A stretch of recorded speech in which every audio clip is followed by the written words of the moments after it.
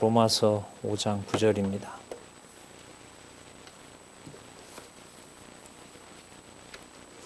로마서 5장 9절 제가 읽겠습니다.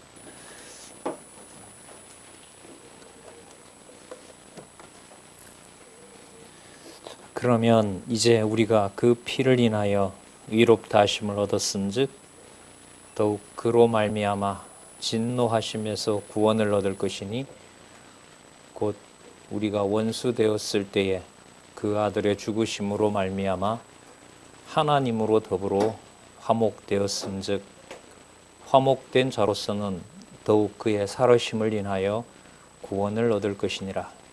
이뿐 아니라 이제 우리는 화목을 얻게 하신 우리 주 예수 그리스도로 말미암아 하나님 안에서 또한 즐거워하느니라. 11절까지 읽어드렸습니다. 우리 교재는요, 성경 강론 15권 8164 이렇게 기록이 되어 있죠. 여기 있습니다. 8164페이지. 바로 화면을 보면 개론 구조를 눈으로 확인할 수 있을 것 같습니다. 그럼 잠시 확인하고요. 계속해서 공부해 가도록 그렇게 하겠습니다.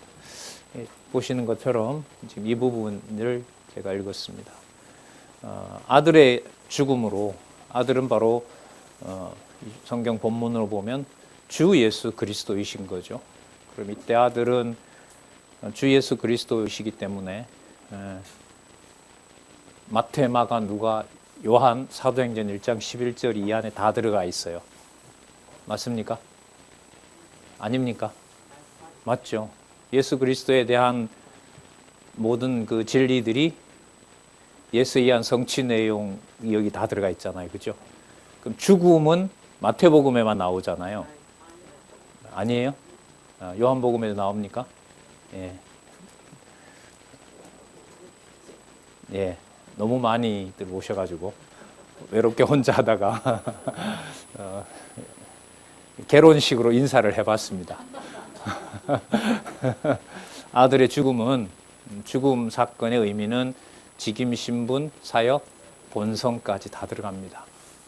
그러면 여러분 이 낱말 속에 성경 전체가 들어갑니다. 이게 여러분 성경 신학입니다. 이걸 여러분들과 저에게 허락한 역사가 지금 시대를 살고 있는 그야말로 엄청난 계시의 역사입니다. 아들의 죽음으로 화목되고, 주 예수 그리스도이신데 화목제를 받으신 분은 누구시냐 하면 아버지이신 거죠.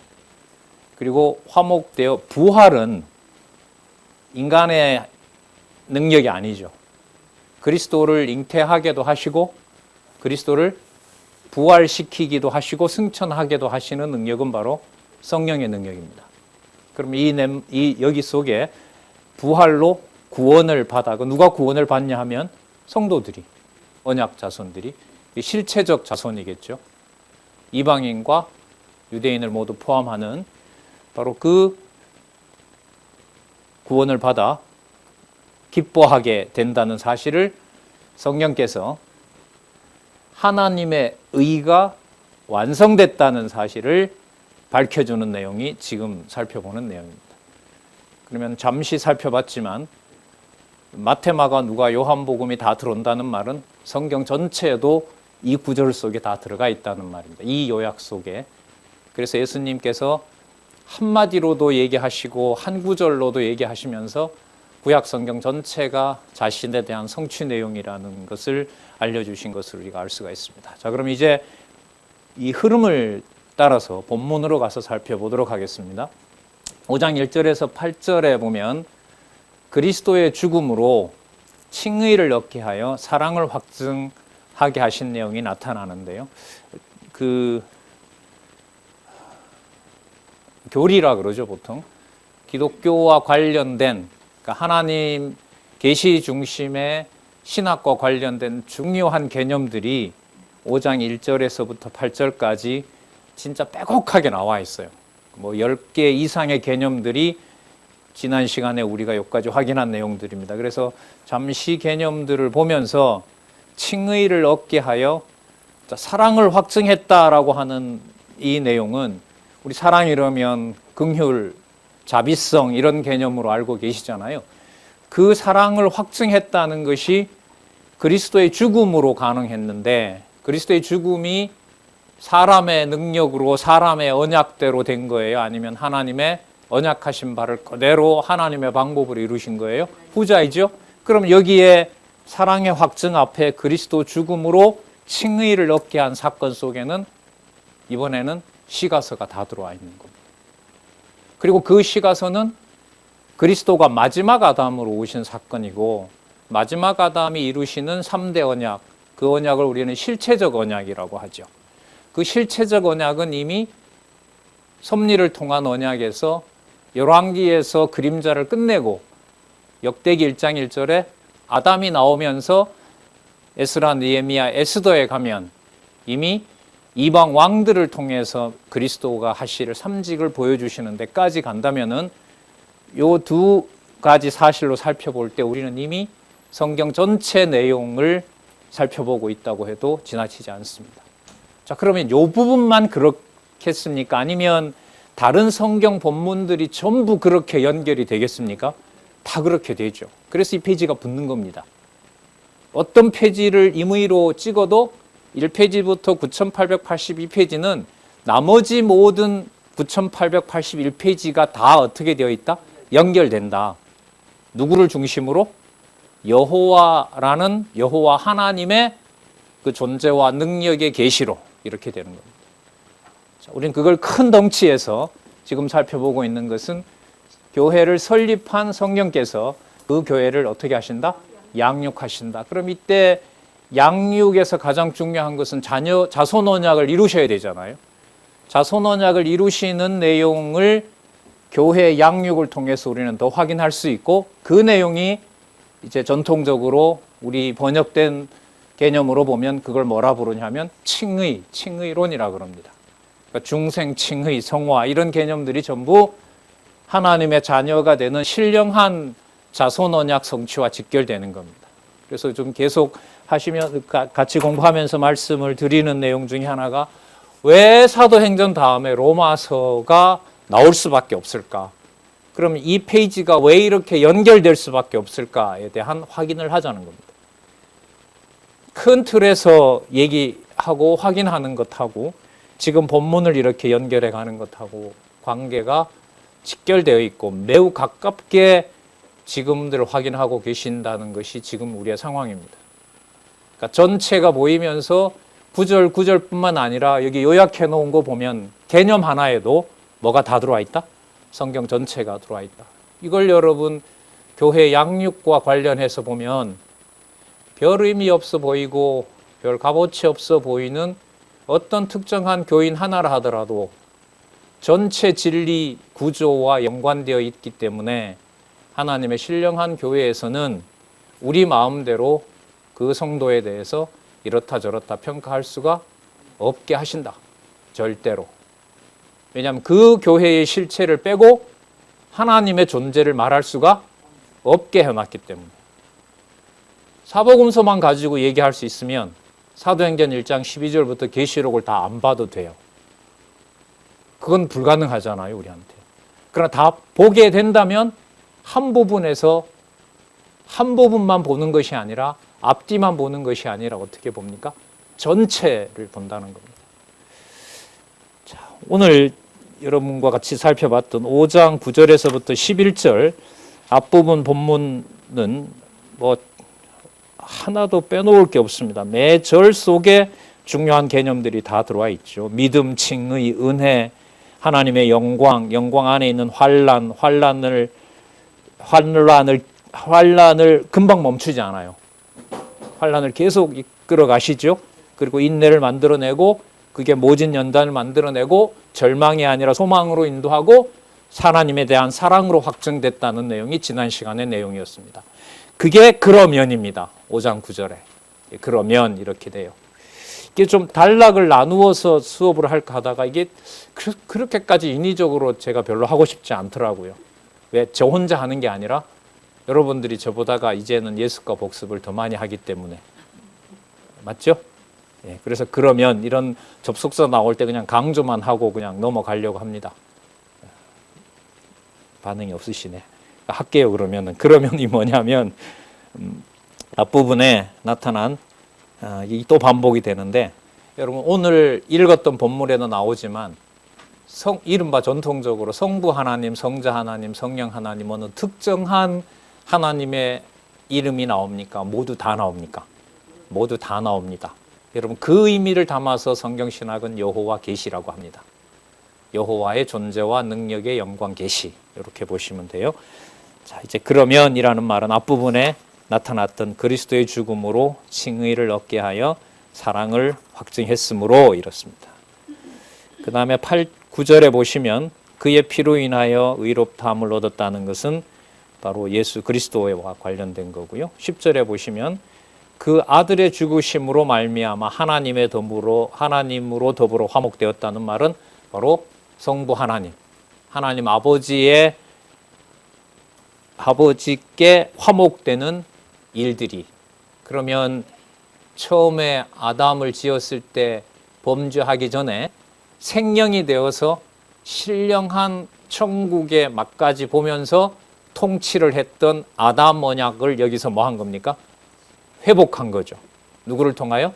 마지막 아담을 통하여. 맞죠? 자, 그 의미입니다. 하나님으로 더불어 화목되었은즉 화목된 자로서 더욱 그의 살아심을 인하여 예수 그리스도의 부활이죠. 구원을 얻을 것이니라. 누가요? 택한 언약의 자손들이. 무엇으로? 성령의 화목 제물을 하나님께서 받으셨으므로.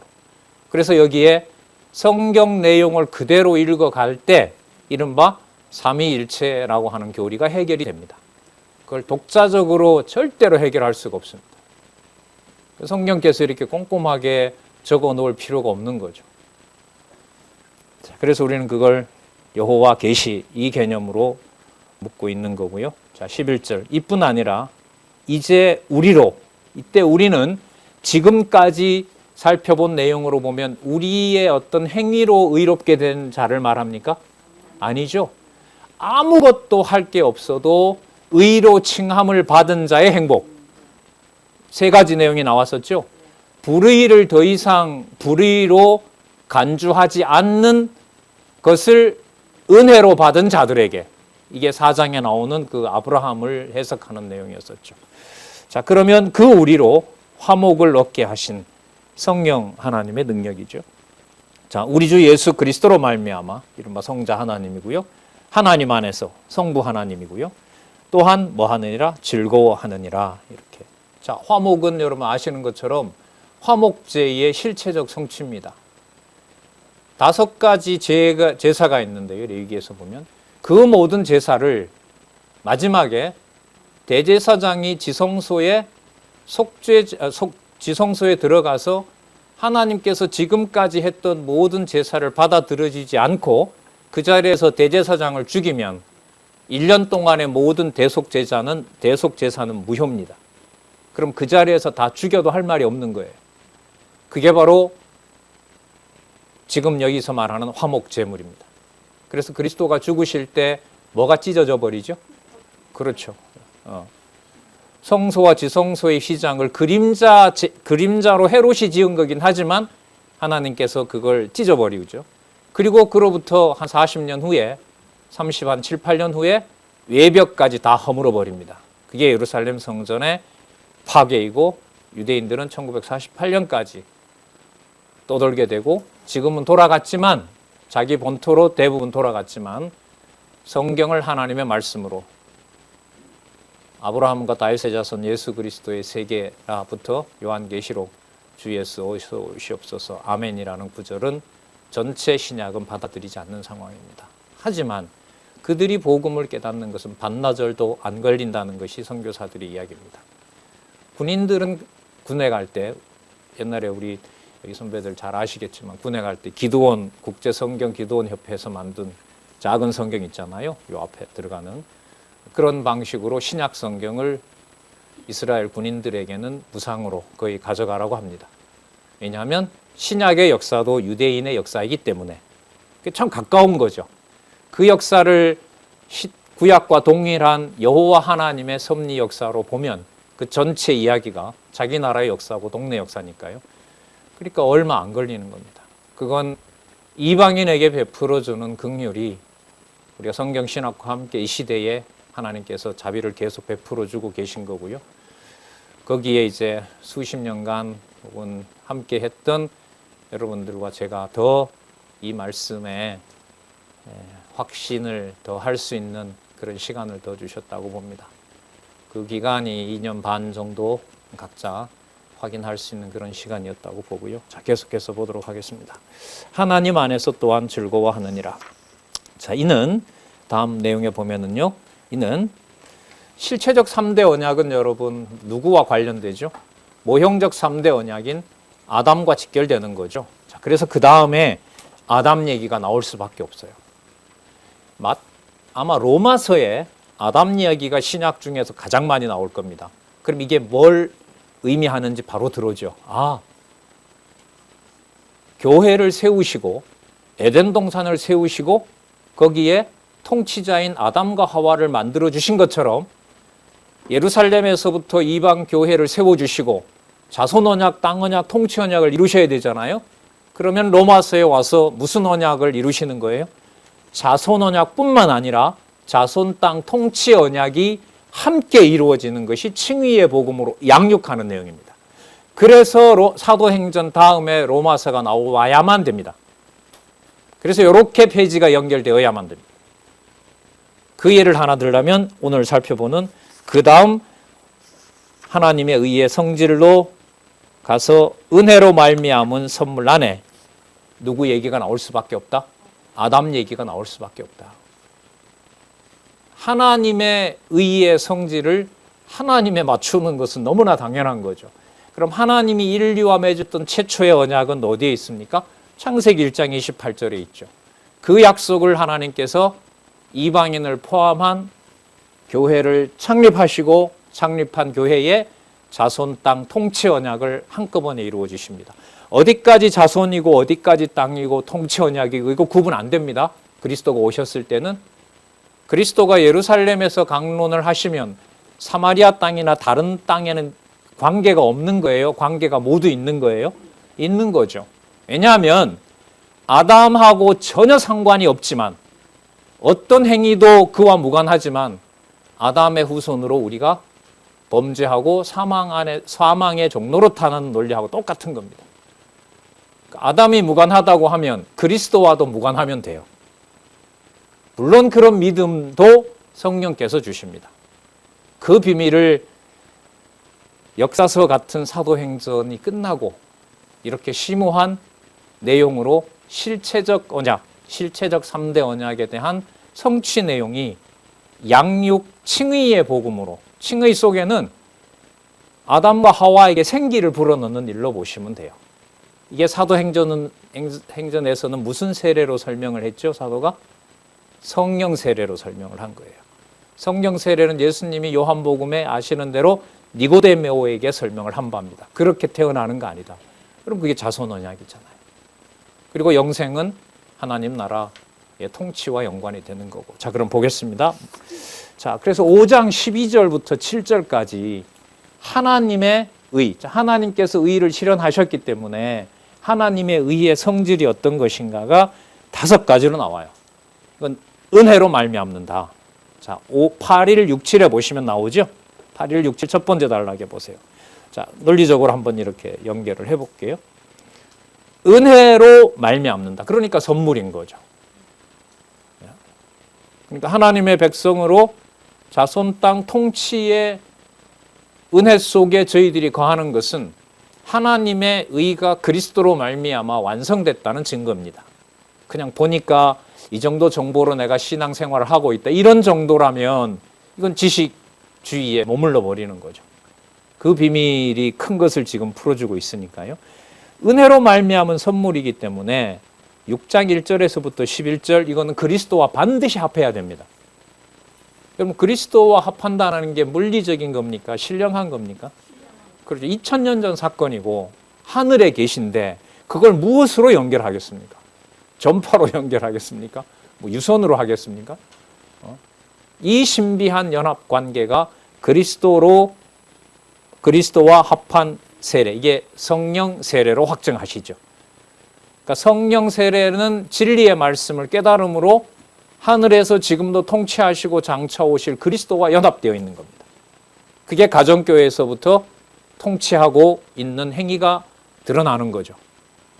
자, 그 다음 그리스도와 합한 세례이기 때문에 어떤 죄도 우리를 종노릇 시킬 수 없어요.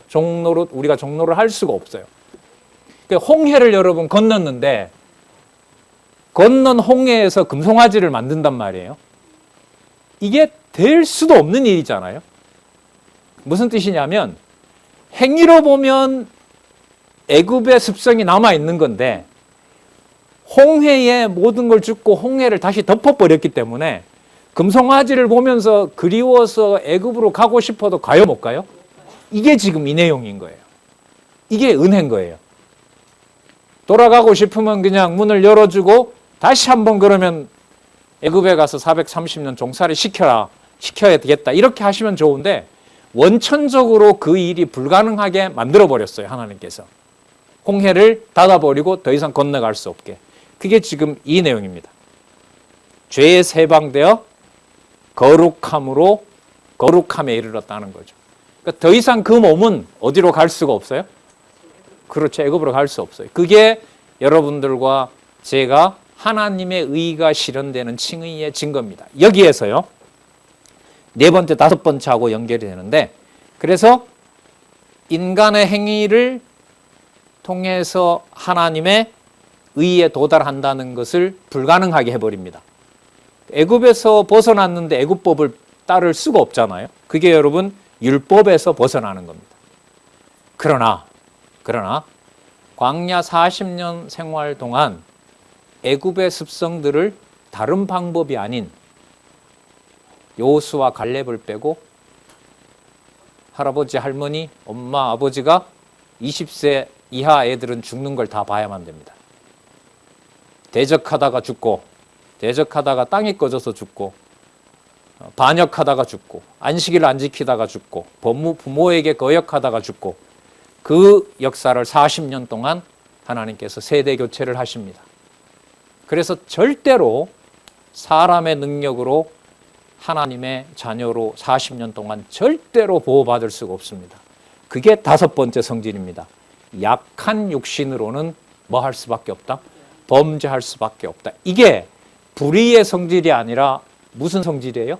하나님 의의 성질입니다. 그러면 그 의가 드러나고 하나님의 의가 믿어지는 것이 나로부터 온다고 할 수가 있을까요? 없을까요? 없죠.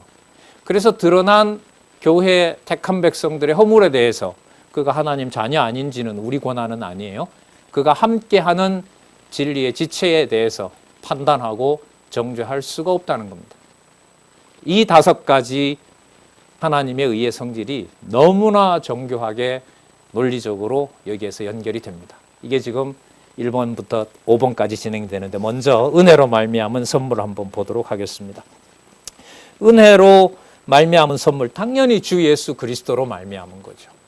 자, 이 호칭 하나 중요하다 그랬죠. 우리라는 말은 여러분 택한 백성이에요. 근데 그 택한 백성 속에 사도행전에서 예루살렘에서부터 누구까지 이미 들어와 있어요? 이방까지. 그게 우리예요. 여러분 주는요, 이스라엘 백성들에게는 나사렛 예수에게는 도저히 붙일 수 없는 호칭입니다. 우리 주 이러면 창세기부터 말라기까지 기록된 바로 만군의 여호와 우리 주 하나님, 이 용어만 해당되는 거예요. 그런데 예루살렘에서부터 땅끝까지 복음이 전해지도록 하시면서 그 교회의 머리 되신 그리스도가 뭐가 되는 거예요? 우리 주가 되는 거예요.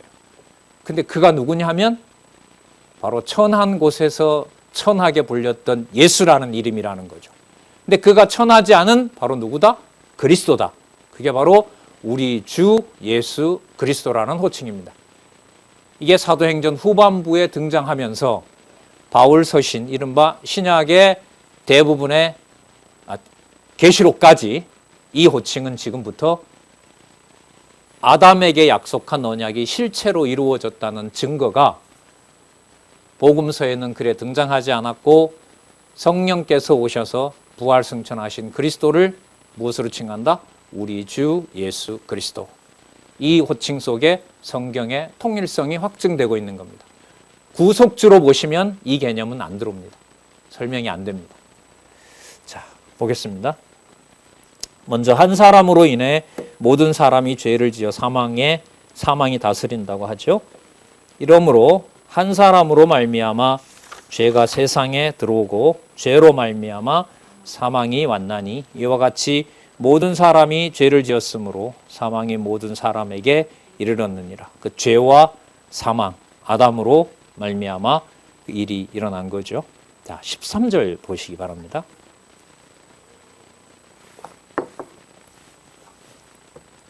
율법 얘기가 나옵니다. 이게 이제 엄청난 법이죠. 엄청난 진리입니다. 그러니까 창세기에서부터 말라기까지 특히 우리가 모세 오경이라고 하는 인간이 뭔가 할 수 있는 법을 하나님이 왜 주셨는가? 이 비밀을 여기서 풀어헤쳐 놓습니다. 로마 법이 되게 권위가 있잖아요. 이 글을 받는 로마의 성도들 같으면 로마 법은 되게 위대해. 유대인의 법은 결국 자기네들 메시아로 온 하나님의 아들을 죽이는 법이야. 우리 법은 대단히 위대한 거야. 이런 생각들을 아예 할 수 없도록 만들어 놓는 겁니다. 자, 13절에 보면 죄가 율법이 있기 전에도 세상에 있었으나 율법이 없을 때는 죄를 죄로 여기지 아니하느니라. 그러면 창세기 2장 17절 먹는 날에는 죽으리라고 하는 그 법을 왜 줬을까요? 그 약속대로 뭐 하게 하려고? 죽게 하려고. 먹게 해서 죽게 하려고. 하나님이 싫어하는 것을 먹게 해서 죽게 하려고. 그럼 그게 다 죽이는 거냐? 아니고 그리스도로 말미암아 은혜에 들어가도록 하기 위한 하나님의 섭리였다는 거죠. 죄가 율법이 있기 전에도 세상에 있었으나 율법이 없을 때는 죄를 죄로 여기지 아니하느니라. 그러나 아담으로부터 모세까지 아담의 범죄와 같은 죄를 짓지 아니하는 자들이 외에도, 이건 이제 유대인들과 관련이 되겠죠. 이방인들하고도 물론 관계가 된 거 앞에 이미 나왔죠. 양심이 법이 된다 그러잖아요. 그 의식주, 먹고 마시고 하는 모든 인간 삶의 기준이 전부 누구 기준이죠? 나죠, 나. 거기서 나라는 실체가 드러나게 됩니다. 그러니까 선과 악을 판단하는 데서, 법을 자기 스스로 만들어내는 데서 내가 어디에 종로로 타고 있다는 얘기예요? 사망의 종로로 타고 있다는 거예요. 여러분, 이런 폭탄 선언이 어디 있습니까? 여러분, 대한민국 헌법이 여러분들과 저를 죄인 만들려고 합니까? 건전한 백성으로 살아가기 위해서 준 겁니까? 후자죠. 대한민국 법이 우리를 죄인 만든다라는 거 생각해 보신 적이 없죠. 예. 그럼 이 기록이 거짓이죠. 모든 법이 죄로 말미암아 어디에 이르게 하는 것이다? 사망에 이르게 하는 거예요. 여러분, 대한민국 법은 미국인을 중심으로 만듭니까? 대한민국 사람을 중심으로 만듭니까? 후자이죠. 누구에게 유익하도록 만듭니까? 우리에게 유익하도록 만듭니다. 누구 중심적입니까? 우리 중심적이죠. 대한민국 국민 중심이죠. 그게 국가 전체가 어디 아래 있다는 거예요? 죄 아래 있다는 겁니다. 이걸 어떻게 받아들입니까? 바울의 얘기가 이거예요. 그러니까 유대인들이 그렇게 목숨을 걸고 지키는 그 법이 살려주는 법이 아니라 무슨 법이다? 죽이는 법이다. 그래서 예를 들면 우리가 전통적으로 유교 사회잖아요. 할아버지가 제일 큰 어른으로 계시는데, 그래, 내가 이제 마지막으로 한마디 하는데 앞으로 우리 집에서는 이렇게 해라. 그건 너무나 자연스럽고 자녀들도 기대하는 거죠. 그러나 이 말씀의 기준으로 보면 그것은 전체 가족을 누구 중심대로 묶으려는 악법입니까? 그러니까 할아버지 악법이에요? 그건 아니지. 가족을 위한 건데. 지극히 개인적이고 지극히 가족 이기적인 생각이죠. 그게 여러분 확대된 게 과거 우리나라의 조선시대 아닙니까? 로마 시대도 마찬가지고요.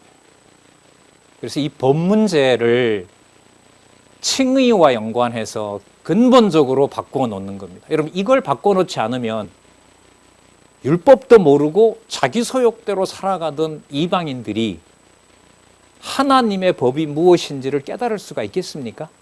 그러면 여러분 열왕기에 나오죠. 사마리아를 멸망시키고 난 다음에 아수르의 왕이 무슨 짓을 하냐 하면 다른 나라에 있는 사람들을 사마리아가 북이스라엘이 정착하지 못하도록 섞어버리죠. 그리고 거기에 온 외국인들이 율법을 지키지 않자 사자가 나와서 물어 죽입니다. 그러니까 뭐도 섬기고 무엇도 지키고 무엇도 지켜요? 자기네 나라 법도 지키고 율법도 지킵니다. 그러게 사마리아를 버리는 방법이었습니다. 무슨 뜻이냐 하면 이방인들의 구습을 진리의 말씀으로 믿음의 법으로 절대적으로 세워주지 않으면 기존에 있던 법과 뭐 하는 거죠? 섞어서 누구 좋은 대로? 내 좋은 대로.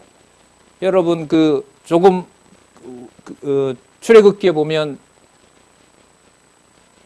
출애굽하고 나서 홍해를 건넌 다음에 송아지 만들죠. 송아지를 만들어 놓고 바로의 신이라 불렀습니까? 여호와라고 불렀습니까? 여호와라고 불렀어요. 뭐와 뭐의 법을 섞어요?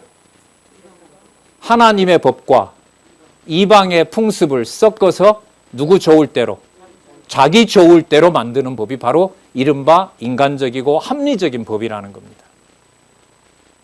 교회에서 만들어 놓은 당회법부터 노예법, 교회 헌법까지, 우리가 교회 헌법, 웨스트민스터 신앙 고백서까지 우리가 3년 전에 공부를 했죠. 그리고 신문에 다 기고를 했습니다. 그 교회 개혁론 얘기하면서. 그 정광과 모든 법들이 하나님께서 건전한 생각으로 교회를 사랑하는 마음으로 그 법의 규약을 또 질서들을 만들어내지 않게 되면 무엇과 무엇을 섞어서 누구 좋은 대로 쓰는 걸까요? 성경의 근거를 두고 내가 추구하는 욕망을 법을 만들어서 통과시키고 누구 좋을 대로, 우리 좋을 대로, 우리 교회에 맞는 방식대로. 이 무서운 역사인 거죠. 그래서 제가 말씀드리려는 것은 땅끝까지 복음이 전해져서 교회에 설립을 해주시는 것보다 더 중요한 게, 좀 상대적인 얘기일 수 있지만, 애굽에 종살이 하는 데서부터 벗어나게 해서 가나안 땅에 들어가 살 수 있는 백성으로 만들어내는 것이 더 중요할 수도 있다는 의미에서 아예 무엇을 없애버려야 돼요? 이방의 풍습을 살아가려고 하는 본성과 어떤 것도 뭐 하지 말아야 돼요? 남겨두지 말아야 돼요. 그래서 여러분들 13절에 죄가 율법 있기 전에도 세상에 있었으나 율법이 없을 때에는 죄를 죄로 여기지 아니하는데, 죄를 죄로 여기지 않으니까 누구 좋을 대로 쓰는 게 당연하다고 생각해요? 내 좋을 대로 쓰는 게 당연하다고 생각하는 거죠. 이대로 버려두면 칭의의 복음이라는 것은 우리에게 상관이 없는 법이 되는 겁니다. 그러니까 좋아서 너무 좋은데 내가 어떻게 할 수 없는 거기 때문에 너무나 냉정한 진리가 절대 진리입니다. 내가 적당히 쓰면 상대적이고 우연한 진리라 그러죠.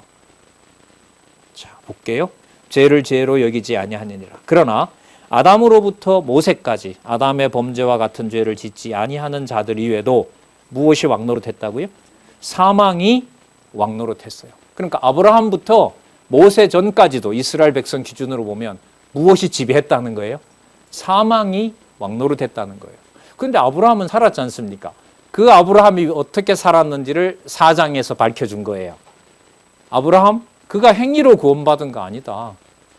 그가 하나님을 기억나게 하고 하나님이 약속하신 바를 그에게 믿음을 주고, 우리가 창세기 12장에서부터 20장을 보시면은 땅 자손 통치 언약이 이르는데 아브라함은 계속 뭐합니까? 실수하게 하죠. 그런데 하나님이 언약을 거두세요, 안 거두세요? 안 거둬요. 징계는 징계대로 하고 책망은 책망대로 하지만 여호와 하나님의 보낸 사자가 아니면 여호와 하나님이 그때마다 불러냅니다. 그게 뭘 주는 거예요? 믿음을 주는 거예요. 기존에 생각하던 것들을 다 갈아엎어버리고 하나님의 언약을 이루어 나가신다는 사실을 아브라함에게 확인을 시켜주죠. 그래서 제일 마지막 시험이 뭐냐 하면 수탄 테스트를 한 다음에 16살 된 이삭을 바치라고 했을 때 아브라함은 어떻게 합니까? 그대로 실천을 하게 하죠. 그리고 하나님이 준비해놨다. 그걸 로마서에서 뭐라 그랬습니까? 얘를 죽여도 100세에 이삭을 준 것처럼 얘가 해겨 내 손에 죽는다 하더라도 하나님은 다시 뭐 할 거다? 살려낼 거다. 언약 자손 하나님은 살려낸다. 그렇게 로마서가 해석을 하고 있거든요. 자, 사망의 왕노릇하였나니 아담은 오실자의 표상이니라. 여기서 오실자의 표상은요, 전체 인류가 아브라함부터 모세가 율법을 받기 전까지, 더 나아가서 전체 인류가 바로 아담이 범죄한 것 속에 전부 다 사망이 뭐 했다? 왕노릇하는 것 속에 들어있다, 이 말인 거예요. 여기에서 나올 수 있는 인간적인 방법은 없습니다. 자, 그 다음에 하나님의 은혜로 말미암는 선물이 무엇인지 설명을 하죠. 그러나 지금 우리에게 준 이 은사는, 선물은 아담의 범죄와 같지 않으니 곧 한 사람의 범죄를 인하여 많은 사람이 죽었은즉 더욱 하나님의 은혜와 한 사람 예수 그리스도의 은혜로 말미암은 선물이 많은 사람에게 넘쳤느니라. 여러분, 이때 많으니 부분 타락을 말하는 게 아닙니다. 이때 많은이라는 것은 예를 들어 설명하는 거예요. 그러니까 한 가지가 뭐예요? 많은 경우에 적용된다라는 의미에서 많은 것이지, 이 많으니 어떤 사람은 죽었고 어떤 사람은 살았고 이렇게 하면 안 돼요.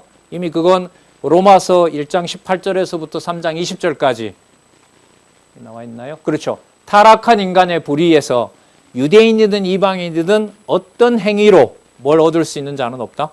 하나님의 의를 이룰 수 없는 자는 없다고 확인을 했기 때문에, 자, 많은 사람이 16절 보겠습니다. 또 이 선물은 범죄한 한 사람으로 말미암은 것 같이 아니하니 심판은 한 사람을 인하여 정죄에 이르렀으나 은사는, 이게 은혜죠. 그 다음에 하나님이 주신 은혜, 그 의인 거고요. 많은 범죄를 인하여 의롭다 하심에 이르렀느니라. 그러니까 은사가 많은 범죄로 인하여 어떤 의도 이룰 수 없는데 바로 그 의를 이룰 수 없는 자를 뭐하다고 칭해버린 거예요? 의롭다고 칭해버린 거죠.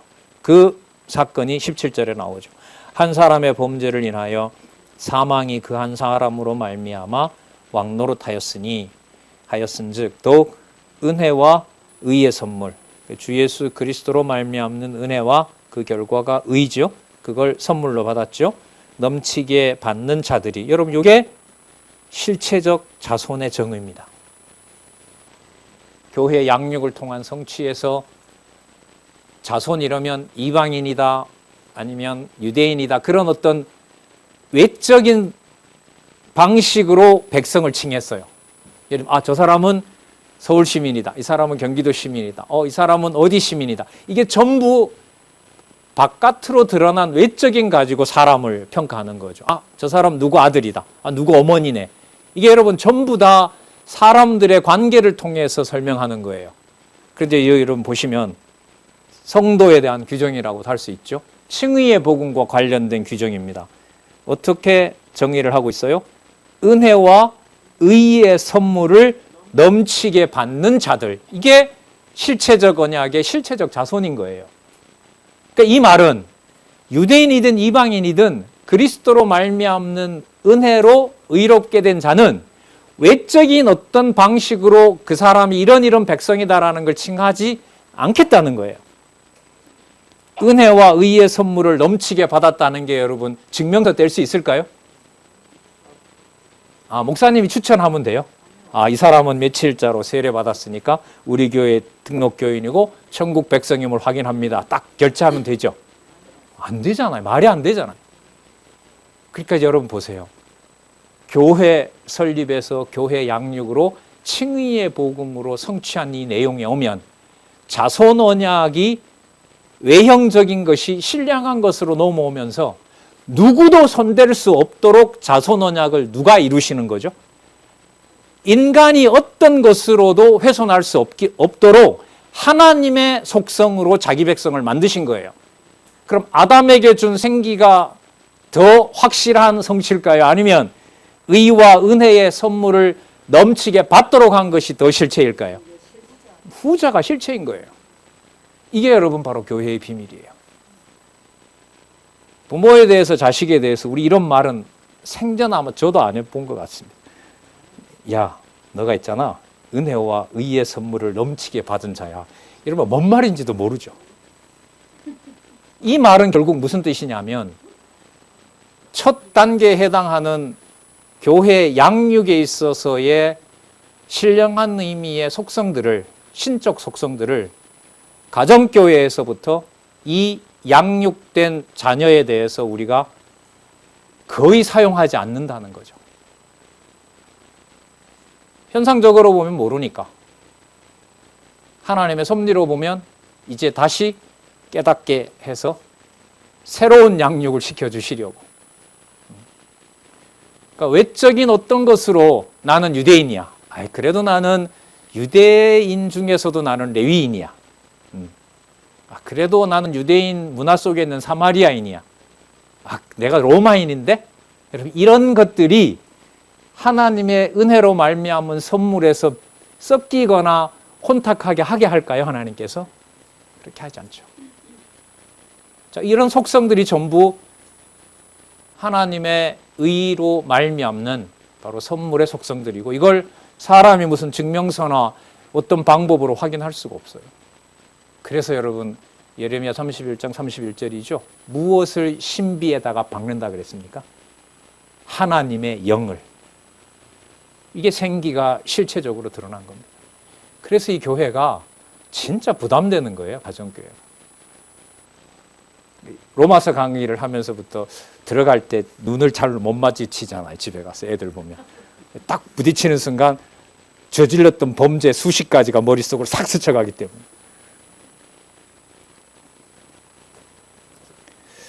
의와 은혜의 선물을 넘치게 받는 자들이자, 여기에 답이 나옵니다. 무슨 얘기 하려고 하냐면, 한 분, 자, 실체적 언약을 이루신 유일한 성취자 한 분, 누구죠? 예수 그리스도로 말미암아. 예수 그리스도로 말미암아. 생명은 영생이겠죠? 생명 안에서 뭐하리라? 왕노릇 하리로다. 자, 이게 의를 선물로 받은 백성들, 실체적 언약의 백성들이라고 보시면 됩니다.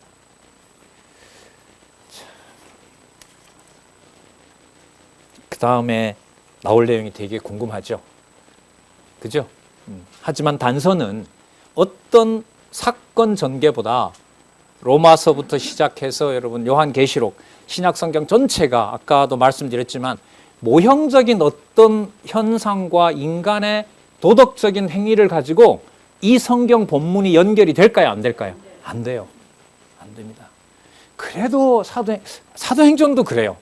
사도행전에 보시면은 여러분, 유대인들이 예수님의 말씀을 듣고 놀라긴 했지만 아멘 하면서 받아들여요? 돌들려고 해요? 왜요? 여호와 하나님을 욕보이고 있으니까.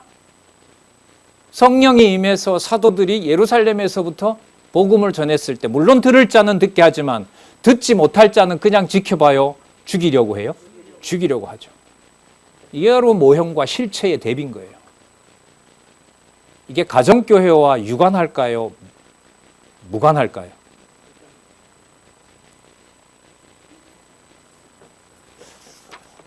자, 보겠습니다. 율법이 범죄를 더하여 넘치는 은혜로 영생에 이르게 함. 예상할 수 있죠. 조금 전에 읽었던 말씀. 이게 논리적으로 이렇게 연결이 되고 있는 겁니다. 자, 그런즉 한 범죄로 많은 사람이 정죄에 이른 것 같이, 예를 설명하는 거예요. 어떤 모두 죽어야 될 사람이 어떤 한 은혜로 또 어떤 그 보속하는 행위를 통해서 전체가 구원을 받는 것처럼, 이런 말이겠죠. 자, 이런 것 같이 의의 한 행동으로 말미암아 많은 사람이 의롭다 하심을 받아 생명에 이르렀느니라. 아까 나왔죠? 주 예수 그리스도로 말미암는 생명. 자, 19절, 한 사람의 순종치 아니함으로 많은 사람이 죄 있는 것 같이 한 사람의 순종하심으로 많은 사람이 의인이 되리라. 그 원리를 설명을 하고 있는 거예요. 은혜로 말미암는 선물이 이런 방식이라는 거. 하지만 그것은 어떤 모형과 어떤 형식을 따라 한다고 되는 문제가 절대로 아니다. 그건 1장 18절에서부터 3장 20절까지. 그래서 너무 좋지만 너무 위험하고 너무 편안하지만 함부로 손댈 수 없는 이 교회의 양육 사건이죠. 이걸 하나님께서 진리의 말씀으로 양육시키고 계신 겁니다. 자, 그래서 20절 또 반복합니다. 아까 여러분 죄가 율법이 있기 전에는 죄를 죄로 인정하지 않는다는 거죠. 이걸 또 한 번 얘기합니다. 20절 율법이 가입한 것은 범죄를 더하게 하려 합니다. 여러분 그러면 광야 40년 동안 제 말이 맞나 생각 보세요. 모세에게 율법을 준 것은 이 말씀으로 보면 40년 동안에 일단은 그 법을 어기기 위해서 다 죽이려는 거다. OX. O. 이거예요. 그런데 예수가 와서 이렇게 얘기하고 사도 바울이나 사도들이 유대인에 대해서 이렇게 말하고 그 법이 너희들을 정죄한다 그러고 남방교행이 너희들을 먼저 심판한다고 얘기하니까 이걸 받아들일 수 없는 유대인들로서는 죽이려고 하는 거죠. 이런 신성모독이 없는 거죠. 이 과정은 철저히 실체적인 3대 언약을 하나님의 능력으로 하나님이 주시는 그야말로 영생으로 그 생명으로 살아가게 하신다는 양육의 확증이라고 봅니다. 자. 율법이 가입한 것은 범죄를 더하게 하려 함이라. 그러나 죄가 더한 곳에 은혜가 넘쳤나니 이는 죄가 사망 안에서 왕노릇한 것 같이 은혜도 또한 뭐로 말미암아 의로 말미암아 왕노릇하여 우리 주 예수 그리스도로 말미암아 영생에 이르려 함이니라. 여호와 계시 삼위 하나님의 영존하시는 삼위 하나님의 계시 사건으로서 여러분들과 저에게 어떤 외형적 조건이 아닌 하나님이 주시는 말씀으로 깨닫게 된 의, 이게 바로 은혜로 말미암은 선물입니다. 네. 다음 그리스도와 합한 세례는 우리 다음 시간에 이어서 하도록 하겠습니다. 기도하겠습니다. 하나님 아버지 감사합니다. 받아들일 수도 없고 이해할 수도 더욱 없는 진리의 말씀을 이렇게 믿어지도록 인도해 주시고 또한 깨닫도록 무한한 은총을 베풀어 주셔서 감사드립니다. 이 시대에 허락하신 또 이렇게 감당할 수 없는 선물로 주신 성경 신학을 통해서 성경 권위를 세워가시는 하나님의 놀라운 은총을 영원히 찬양하고 싶습니다. 많은 지체와 동력자들 더욱 진리에 매진하는 은총을 허락해 주시옵소서. 예수님